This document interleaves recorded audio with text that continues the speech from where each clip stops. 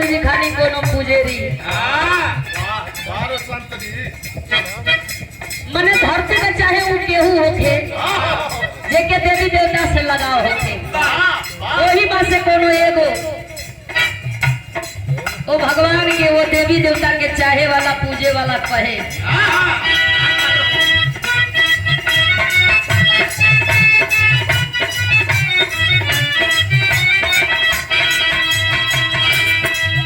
अरे माई के धमवा देखी के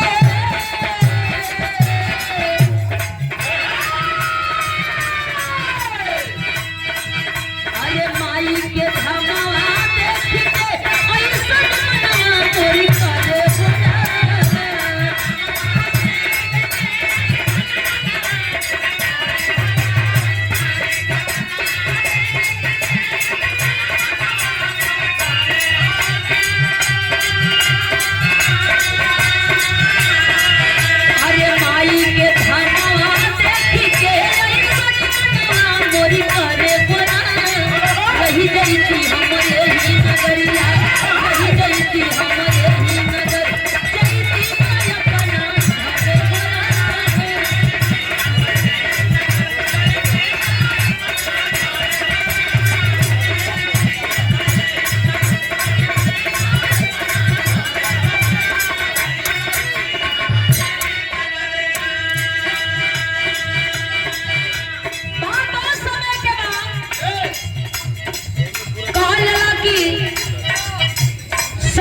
त्रेता द्वापर कलयुग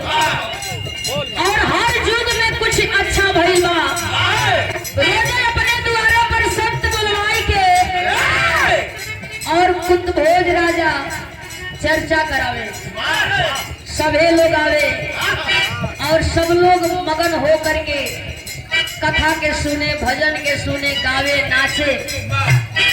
कथा खत्म होके सब लोग अपने अपने घरे द्वारे जाए एक दिन भैया का अरे द्वापर समैया सुनाए भैया सती संग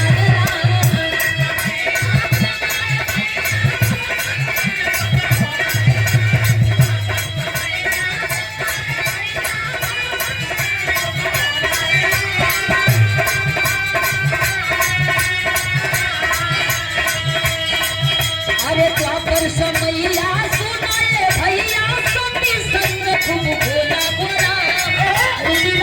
का सकत भइल